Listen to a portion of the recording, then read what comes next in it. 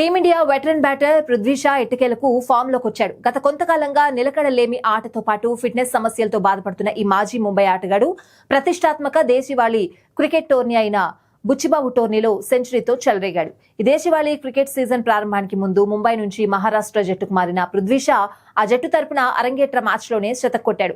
ఛత్తీస్గఢ్ తో జరుగుతున్న మ్యాచ్ లో పృథ్వీ షా 122 బంతుల్లో సెంచరీ పూర్తి చేసుకున్నాడు. వన్డే తరహాలో దూకుడుగా ఆడిన పృథ్వీ షా తన క్లాస్ బ్యాటింగ్ తో ఆకట్టుకుంటున్నాడు. మిగతా టాప్ ఆర్డర్ బ్యాటర్లంతా విఫలమైన వేళ పృథ్వీ క్రీజ్ లో నిలదొక్కున్నాడు. 51 ఓవర్లు పూర్తయ్యేసరికి మహారాష్ట్ర 5 వికెట్లకు 164 పరుగులు చేస్తే పృథ్వీ షానే 110 పరుగులతో అజేయంగా కొనసాగుతున్నాడు. ఓవైపు వికెట్లు పడుతున్నా మరోవైపు పృథ్వీ తన దూకుడు కొనసాగించాడు. బుచ్చిబాబు టోర్నీతో పాటు రంజీ ట్రోఫీలోనూ పృథ్వీ ఇదే జోరు కొనసాగిస్తే భారత జట్టులోకి రీ ఎంట్రీ ఇస్తాడు. మహారాష్ట్ర జట్టు తరపున తొలి మ్యాచ్ లోనే సెంచరీ బాద్దంటూ పృథ్వీ షా 2.0 షురు, బౌలర్లకు దబిడి దిబిడే అని ఫ్యాన్స్ కామెంట్ చేస్తున్నారు.